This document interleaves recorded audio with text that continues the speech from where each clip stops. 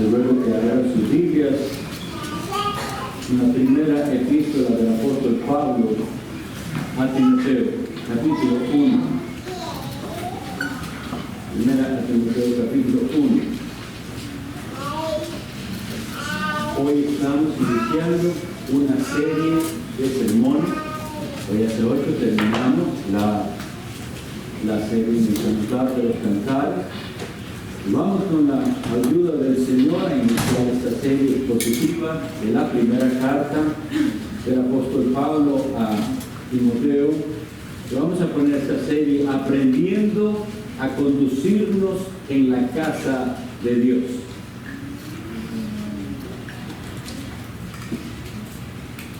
Veamos los primeros 4 versículos. Dice así: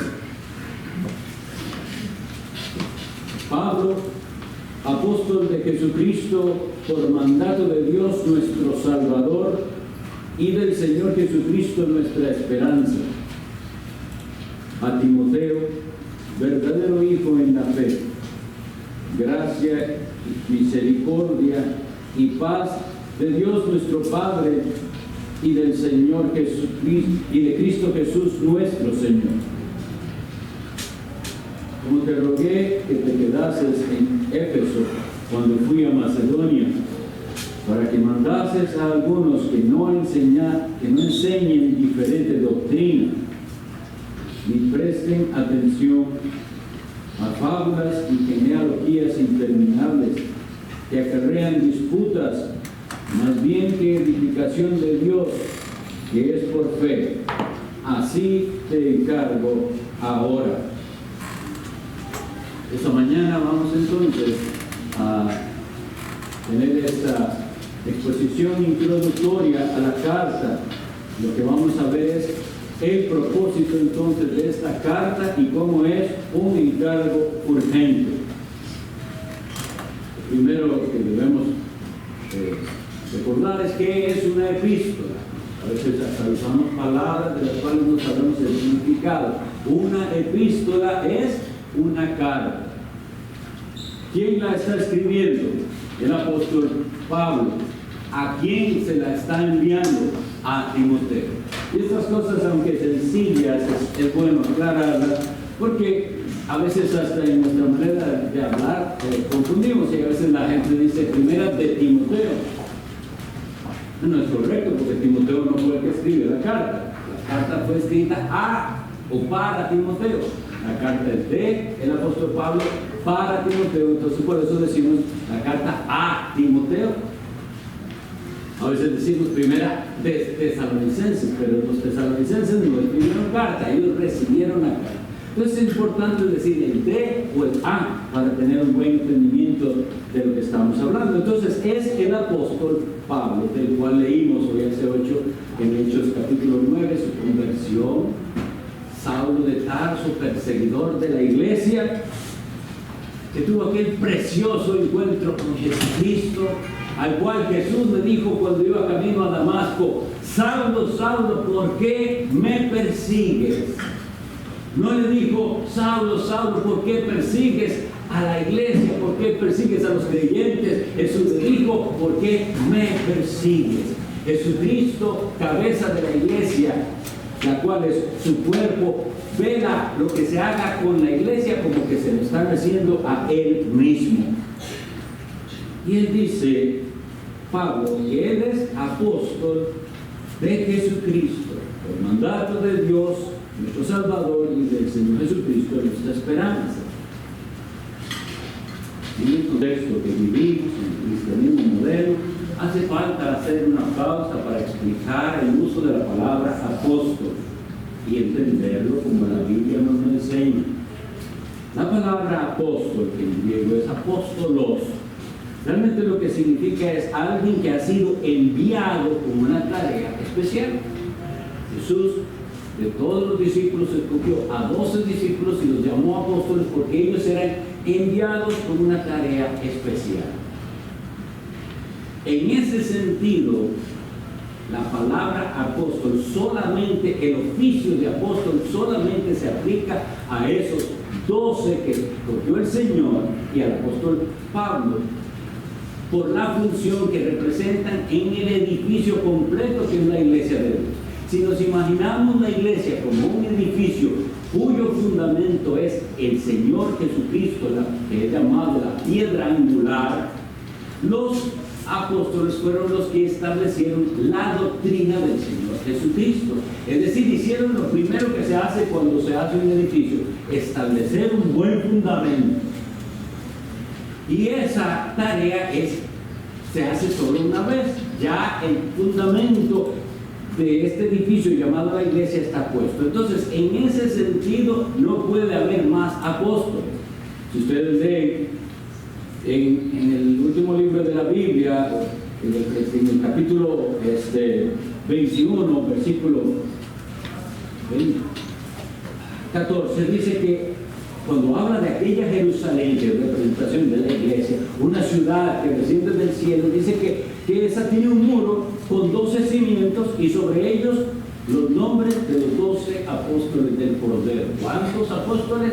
12 apóstoles que establecieron la doctrina. En ese sentido, esa palabra era única para ellos. Pero si nosotros estamos hablando del significado original de la palabra, pudiéramos usarlo para alguien más. En una labor apostólica, lo enviamos como misionero, por ejemplo, a tal área específica. ¿Por qué no lo hacemos? Para diferenciarnos de este otro movimiento falso que hace pensar a las personas que ellos son apóstoles en el mismo sentido en el que los apóstoles fueron. ¿Qué es la diferencia? Que los apóstoles hablaban con autoridad divina. Ellos estaban estableciendo doctrina. Lo que los apóstoles enseñaron era doctrina. Ellos dijeron, esto es así porque lo reciben de la revelación del Señor. Nosotros no creemos que nadie en el presente tenga las características que estos hombres tuvieron, y había ciertos requisitos. Ustedes lo podrán leer en el primer capítulo de los Hechos de los Apóstoles, cuando ellos se reúnen y dicen, queda una vacante. Judas el traidor ha recibido su merecido, y hay alguien más que tiene que, dice el apóstol Pedro, ser testigo junto con nosotros de la resurrección de Cristo. Tiene que haber estado cuando Cristo estuvo y haber sido testigo de la resurrección, haber visto al Jesucristo resucitado. Y escogieron de entre dos a uno llamado Matías. No dice la Sagrada Escritura nunca más requisitos para apóstoles ni cómo elegir otro apóstol, porque ya no eran necesarios más apóstoles. En ese sentido, el apóstol Pablo cumplió las marcas de apóstol porque él recibió el Evangelio directamente del Señor Jesucristo, como los apóstoles, como los 12 apóstoles. Entonces eso es solo una aclaración. Un profesor que estuvo en el seminario peruano, Manuel Alonso, solía responder de esta manera cuando le decían, pastor, hoy en día hay apóstoles. Y él decía, sí, pero todos falsos. Nosotros no creemos en un ministerio apostólico que tenga esa autoridad. La autoridad ahora está toda en la Sagrada Escritura, porque hemos tenido, ya está aquí el compendio de doctrina que necesitamos creer y poner en práctica. Dice el versículo, Pablo, el antes se llamaba Saulo. Pablo significa pequeño, y es muy importante esto porque eso cambia muy grande en su personalidad. La arrogancia y todo de lo que él se gloriaba lo da por basura y ahora es un pequeño en el reino de Dios. Pero él dice apóstol de Jesucristo, es decir, enviado por Jesucristo. ¿Y cómo ocurrió esto? Dice, por mandato de Dios nuestro Salvador y del Señor Jesucristo nuestra esperanza.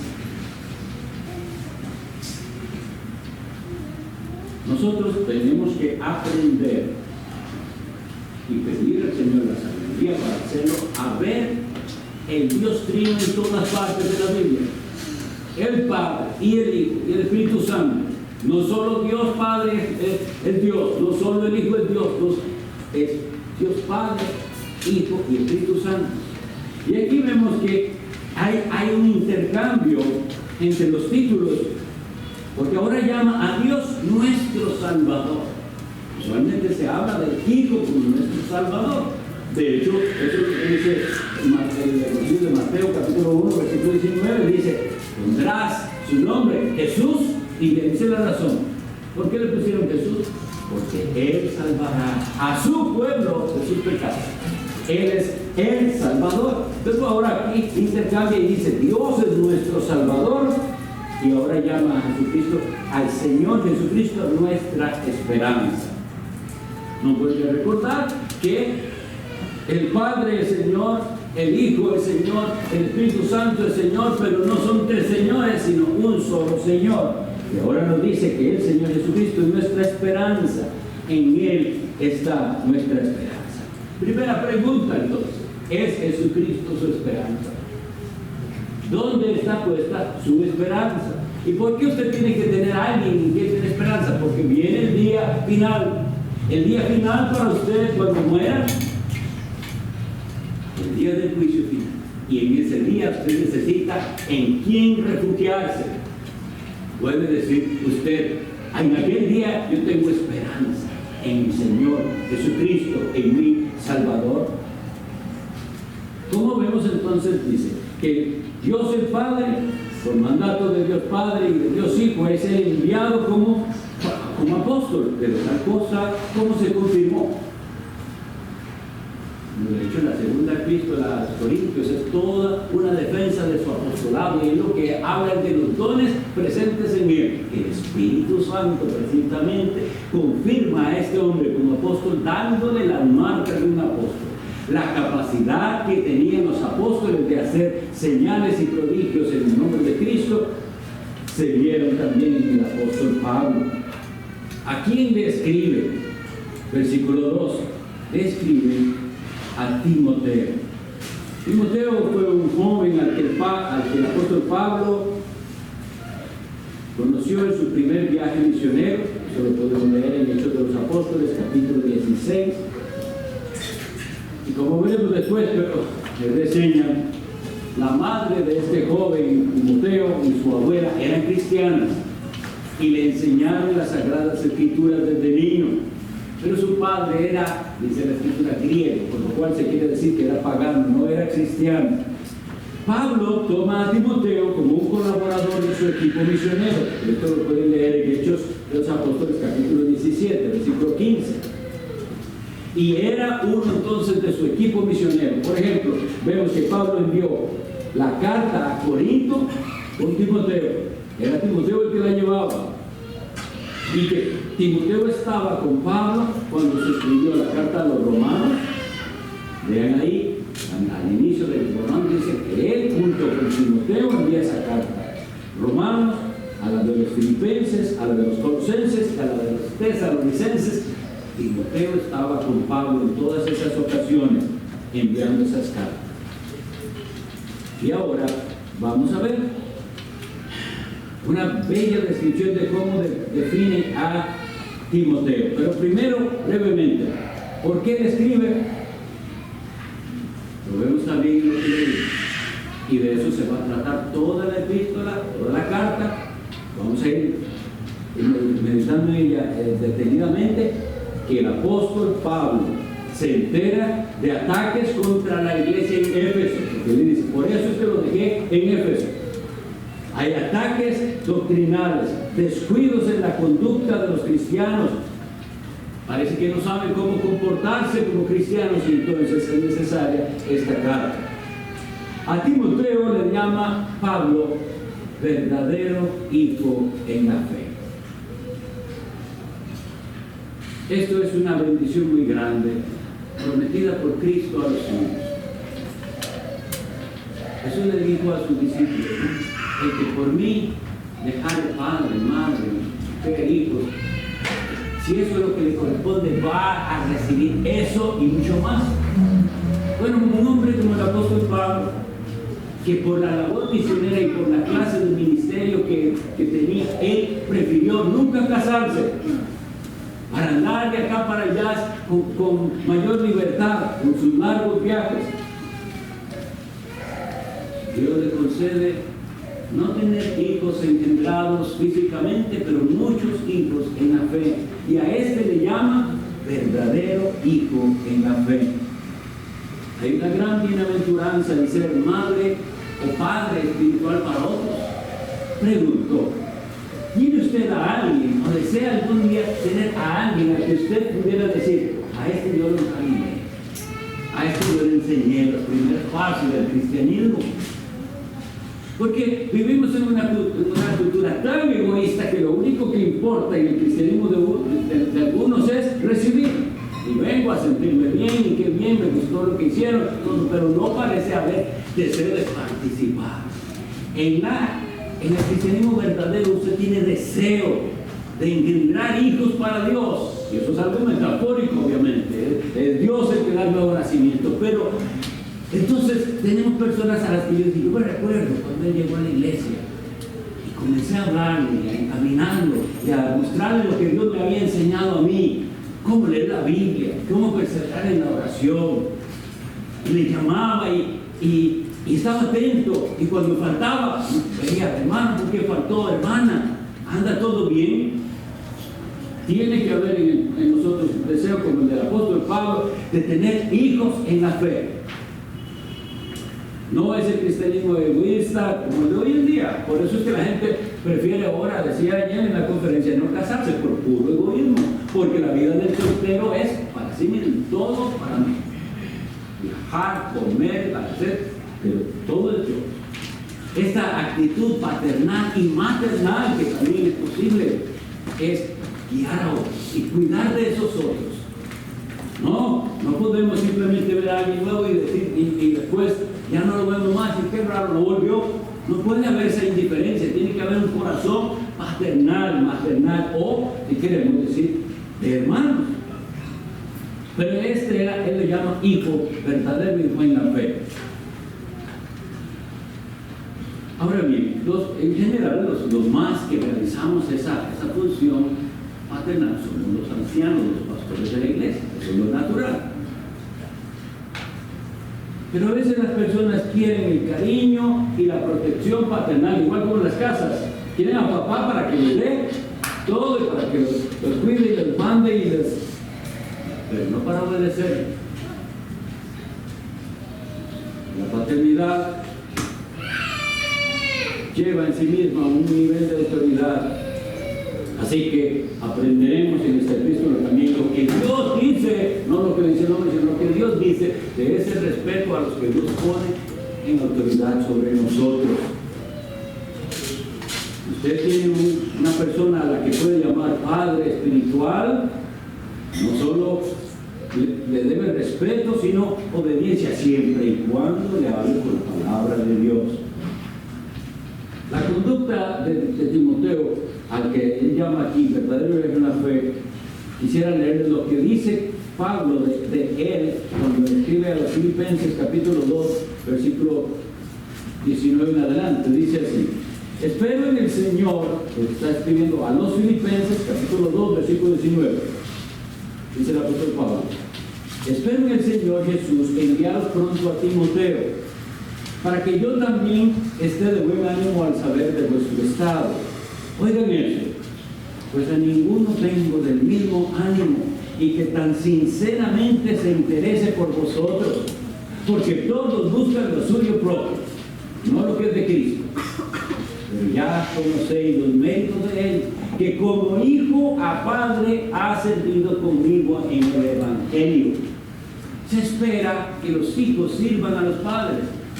En nuestra cultura egoísta ya no, pero es lo que Dios espera. Hijos, Dios demanda de ustedes que sirvan a sus padres. Y cuando el padre les manda a hacer algo, no pueden decir ¿por qué yo? Es lo que Dios les manda a hacer. Y así veía el apóstol Pablo a Timoteo. No era de responder ¿y por qué yo? ¿Por qué no manda a alguien más? Ir hasta Corinto a dar esta carta. Es disposición. Eso es lo que hace un hijo.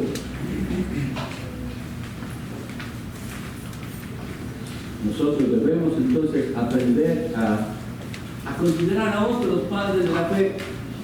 ¿En qué sentido? Hay hombres de Dios que Él ha usado grandemente para ayudarnos a entender mejor su camino. Son dignos de nuestro respeto.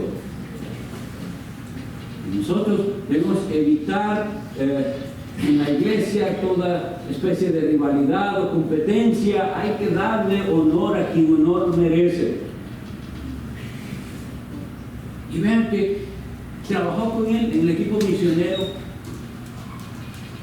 con el corazón apropiado. O sea, ninguno tengo como él que sinceramente se preocupe por vosotros. No era que Timoteo decía, hombre, yo voy a heredar ese puesto que cuando se muera Pablo quedo yo. Nada de eso vemos. Así tienen que ser los siervos del Señor. En el saludo que nosotros vemos que le da Pablo a Timoteo, encontramos la salutación apostólica, pero hay una diferencia interesante. En todas las cartas, y ustedes pueden verificarlo, en todas las cartas del apóstol Pablo, a los romanos, a los corintios, a Éfeso, a Galacia, Filipenses, en todas el saludo es igual, es gracia y paz a vosotros. Siempre es esas dos cosas, de Dios nuestro Padre y de Jesucristo, solamente, pero siempre esas dos cosas, gracia y paz. Ese era el saludo apostólico. Y cuando hablo de saludo siempre hago este recordatorio. No es cierto que nosotros nos hemos vuelto a veces tan mecánicos en nuestra manera de actuar que el saludo perdió su sentido. Debemos volver a saludos que realmente representen. Tengo preocupación por aquella persona a la que le digo, ¿cómo está? Dios lo bendiga. Y si usted dice Dios lo bendiga, ¿de veras usted desea la bendición de Dios sobre ese al cual usted dijo Dios lo bendiga? Porque yo estoy seguro que él sí deseaba gracia y paz para esas personas a las cuales se refería. ¿Podemos nosotros saludarnos así, gracia y paz? Podemos. Pero no hagamos del saludo simplemente unas palabras más bonitas, ni que digan, es que en la iglesia de San José ahora se saludan de gracia y paz. No se trata de eso. Es válido y sin embargo con eso no estamos haciendo la gran cosa. Pero si nos lo recordara, si de verdad ese saludo nos recordara la gracia inmerecida, el favor de Dios para con esta iglesia, deberíamos. Y paz. ¿Cuánto no necesitamos la paz cuando Satanás anda viendo ver cómo nos roba la paz? Cuando nosotros le damos lugar al enemigo y ya no tenemos paz, siendo la paz un requisito. Tener la paz con todos y la santidad sin la cual nadie verá al Señor. Pero lo que él decía de particular es que en las cartas a Timoteo y a Tito no solo les dice gracia y paz, sino que les dice gracia, misericordia y paz. Y leí que el comentarista del siglo XVIII, Matthew Henry, llamaba la atención de que eran en esas tres cartas pastorales dirigidas a pastores, a Timoteo y a Tito, y que él incluía, además de gracia y paz, misericordia. Y él decía, ¿cuánta misericordia necesitamos los pastores? Y esto les digo, tengan misericordia de nosotros. Suena extraño, pero se los digo de corazón, tengan y aprendan a tener misericordia de sus pastores. ¿Qué es la misericordia? ¿Cómo está definida? No darle a la persona lo que merece. Sean misericordiosos con nosotros. Somos muy débiles. Estamos en el puesto que estamos solo por la gracia de Dios y Él nos sostiene, pero necesitamos que sean misericordiosos. Porque miren, estaba leyendo después una nota, dice, hay gente que está pescando faltas y las van a encontrar, claro que las van a encontrar, y las van a exagerar. Necesitamos que nos tengan misericordia, porque sí tenemos muchas faltas, pero cuando se tratan con misericordia, vamos a poder hacer esa labor sin quejarnos. Eso es lo que dice Hebreos 13:17. Que hagan esa labor de buen ánimo, sin quejarse. ¿Cuántos pastores se quejan? Vayan a una reunión de pastores y oigan. en el saludo nosotros bendecimos. Quisiera enfatizar esto. Si el saludo es una bendición, la damos en el nombre de Dios. No caigamos en esa trampa del mundo que piensa, o de las ciertas iglesias donde piensan que usted puede bendecir por usted mismo. Yo te bendigo y cosas así, no es una expresión bíblica. Usted bendice en el nombre de Dios siempre. Dios lo bendiga, o cualquier cosa que usted lo hace en el nombre de Dios. Eso es lo que encontramos en las Sagradas Escrituras. Bendición es en el nombre de Dios. ¿Cómo bendijo Jacob a sus hijos? En el nombre de Dios. Y hemos de bendecir que sea en el nombre de Dios. Bueno, aquí encontramos dos cosas: un ruego y un mandato. Como te rogué. Oigan esta frase, pero dice que es un hijo en la fe. ¿Y quién está hablando? Un apóstol que tiene autoridad doctrinal. Y sin embargo él dice, como te rogué. Padres, nosotros damos instrucciones a nuestros hijos. ¿Cómo las damos? Siempre como una exigencia, o creemos que no podemos hablarles con dulzura y pedirle las cosas por favor a los niños, a los hijos. Pues aquí vemos a un padre espiritual diciéndole a su hijo, como te rogué, vaya Timoteo, vaya, necesito que vayan ya, hay una tarea que hacer. Y en ese ruego pudiera ser que él vio, Timoteo que no tiene ganas de ir, vaya Timoteo, que es necesario, ahí está pasando una cosa y usted es el que me sirve para esto. Ese es el convencimiento. Hay un malentendimiento de la autoridad si nosotros solo podemos dar instrucciones que parecen exigencias. Tenemos que pedir al Señor esa gracia para persuadir. Sí, hermanos, nos hace falta eso. Hablarle así a nuestros hermanos también, pedirle las cosas con dulzura, por favor. Me ayudaría mucho si hicieras esto y lo otro. A su esposa también, ¿es usted autoritario? Oh, esposa, ¿es usted autoritario? A veces hacemos broma de eso. Yo le digo a mi esposa que yo soy el peón. Como una mata aquí, va a ver. Son cosas menores. Pero ¿cuál es nuestra actitud? Es exigir. Porque vean a Pablo que nos da un ejemplo diferente. Te rogué. ¿Qué te quedas en Éfeso? Yo tengo que ir a hacer un viaje. Él iba para Macedonia, pero Timoteo, yo necesito que usted se me quede aquí, porque hay una cosa que hacer. Ahora, en lo que hay que hacer, vean, ya espero que quede claro aquí, no tomemos actitud de jefes mandones, eso dificulta todo. Seamos sabios y entonces pidamos las cosas con gracia, con amor, con humildad, y lograremos mucho más. Pero ahora sí, cambia el tono y le dice, te rogué que te quedases en Éfeso cuando fui a Macedonia, y ahora sí, para que mandases. Ahora viene algo que no es sugerencia, que no es si usted quiere o si ellos quieren, les vas a mandar algo. Ya esto es autoridad apostólica en acción. Que no me enseñen doctrina diferente. Todos los problemas que una iglesia pueda experimentar tienen raíz en una doctrina errónea.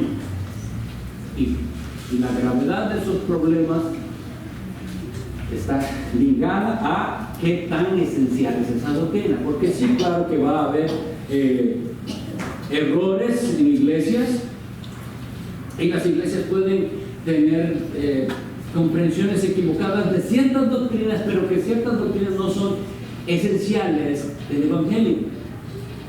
Entonces va a afectarles poco, pero en cuanto esas doctrinas se desvíen del Evangelio, de lo que es fundamental y esencial, tenemos graves problemas. Ahí es donde nosotros tenemos que aprender a diferenciar dentro de lo que es primario y esencial y de lo que es secundario.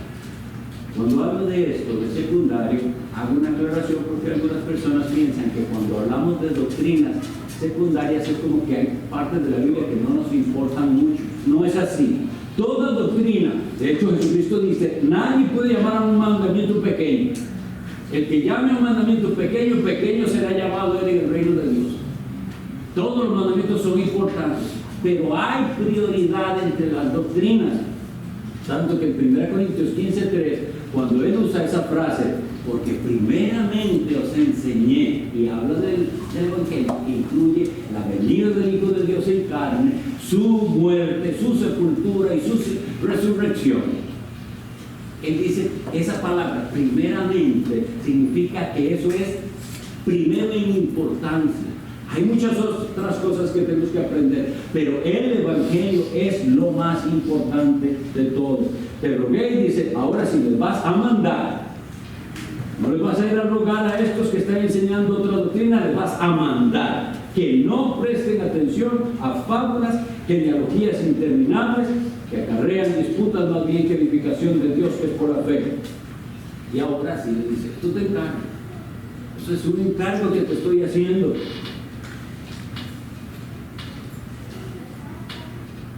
Esto es lo que movió a nuestros antepasados de muchos siglos antes a redactar confesiones de fe, porque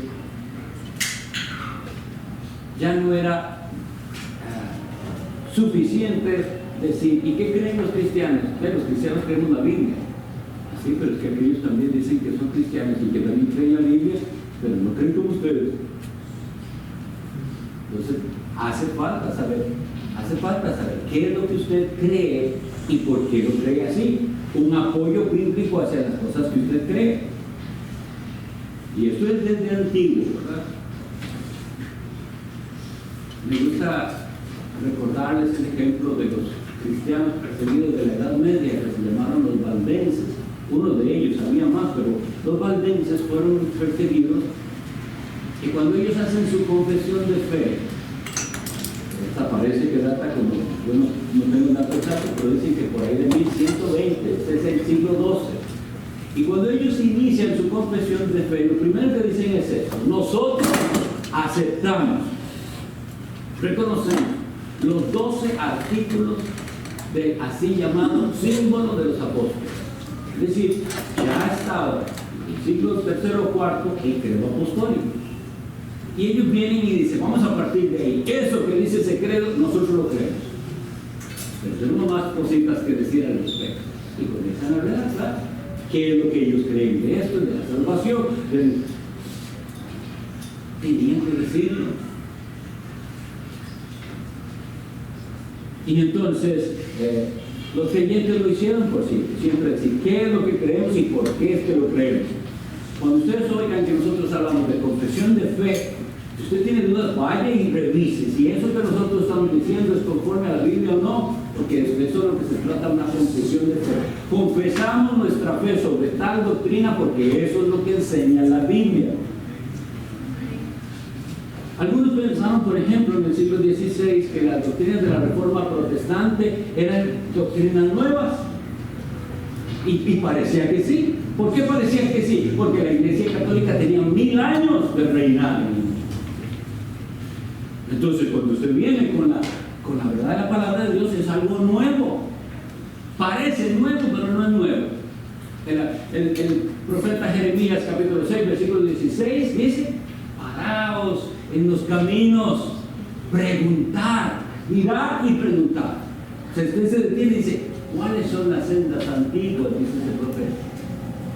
Pregunte cuál es el buen camino y ande por él. Entonces, la Reforma Protestante no se trató de nuevas doctrinas, se trató de decir, nos hemos desviado del camino, hay que volver al único camino, a las Sagradas Escrituras, porque la doctrina debe ser preservada. Voy a leer para ustedes la epístola de Judas, capítulo 1, para que vean el peso que pone Judas al escribir. En Judas 1 dice, 1:3, amados, por la gran solicitud que tenía de escribiros acerca de nuestra común salvación, me ha sido necesario escribiros exhortándoos que contendáis ardientemente por la fe que ha sido una verdad a los santos. Cuando él habla ahí de la fe que ha sido una verdad a los santos, se refiere a eso, a ese cuerpo de doctrina apostólica que no puede variar y que fue variando.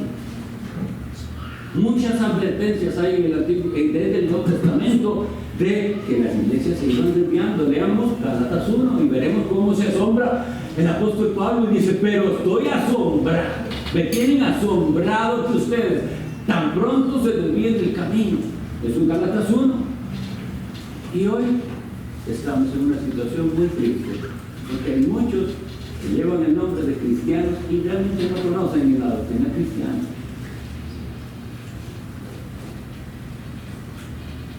Aquí dice que él tenía que decirles: dejen de prestarle atención a fábulas y genealogías. De hecho, la palabra fábula, ahí en griego es la palabra mito. Ustedes saben a qué se usa esa palabra, mito, ¿verdad? Es algo que la gente lo cree, pero eso es una leyenda, una cosa así que no, a la gente le gusta eso. Se lo garantizo que a la gente le gusta. Y si estuviéramos contando mitos así, tendríamos 3 veces esta gente, porque a la gente le encanta una cosa, y era lo que brinqué, una cosa, pero a la gente le gusta la fantasía. No tenemos nada en contra de las fantasías, pero no la podemos mezclar con la verdad de Dios. Si quiere leer libros de fantasía, eso es fantasía, pero esta es la verdad, está en la palabra de Dios, y no podemos, y la gente le gusta eso. Por eso es que es tan popular esos movimientos, donde la gente escucha voces, oye, tiene experiencias. Y vean que esto de las fábulas es tan importante que lo revisé y está aquí en Timoteo 1:4, en Timoteo, en Timoteo 4:7, en 1 Timoteo 6:4, en 2 Timoteo 2:23 y en Tito 3:9, y en todas esas ocasiones es decir, cuidado con eso de las fábulas. Es porque da igual, a la gente le encanta esta cuestión. Pudieran ser que se refiriera a tradiciones judías o a tradiciones paganas muy enraizadas en las personas. A la gente le gusta eso. Lo de las genealogía significa ese, como quien saca quién era su padre y el padre de su padre y el abuelo de su padre, y ahí va un árbol genealógico. Eso en sí mismo no tiene nada malo. Es decir, no crean que estamos diciendo que es malo saber de dónde viene usted. Usted puede tener su árbol, saber si sus papás vinieron de donde sea que vengan. No es a eso lo que se está refiriendo aquí. Es que había un cierto orgullo dentro de los judíos de sacar su árbol y decir: yo vengo de la tribu de tal cosa. Y había que combatir eso. Aquí, ahora todos somos de una misma simiente, hijos de Abraham todos. Es la tribu de Cristo. Pero hay un deseo en las personas de irse por esas cosas casi que fantasiosas.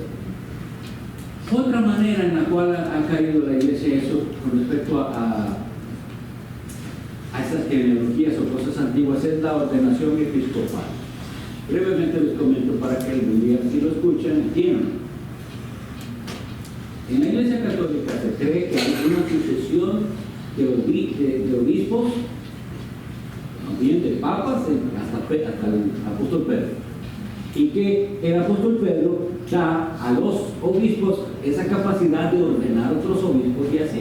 La Iglesia de Inglaterra cree lo mismo, y ellos creen que esa iglesia es válida porque ellos tienen a un arzobispo que tenía esa línea histórica hacia los apóstoles. ¿Por qué hay que tener cuidado con eso? Porque, mis estimados, no es la antigüedad de su iglesia lo que le da autoridad a su iglesia, es qué tan fiel es a la palabra de Dios. Porque nadie puede negar la historicidad ni lo antiguo de esas tradiciones, pero no podemos poner nuestra esperanza en esa antigüedad. Nosotros tenemos que ir y estudiar y ver en qué momento se desviaron y volver al camino. Jeremías 6:16. Entonces, aunque es diferente de lo que ellos estaban tratando, nosotros también enfrentamos ese tipo de cosas. Ahora, ¿cuál es el problema con las fábulas y las genealogías? ¿Dónde está realmente el problema? Porque es que les dice que no presten oído a las fábulas y las genealogías. Esa es la razón.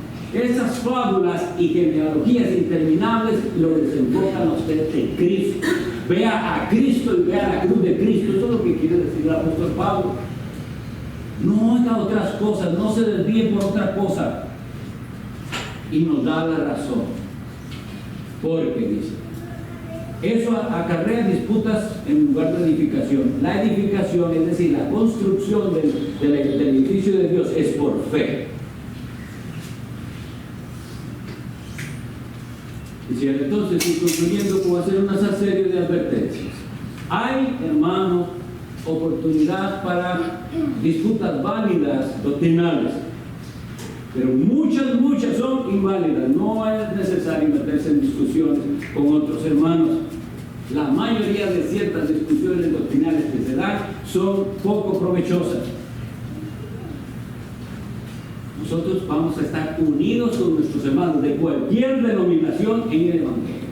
Si ellos tienen a Cristo como único Señor y Salvador, si ellos de verdad siguen a Cristo y esperan a Cristo, trátelos como hermanos, son sus hermanos, aunque no sean de nuestra confesión de fe.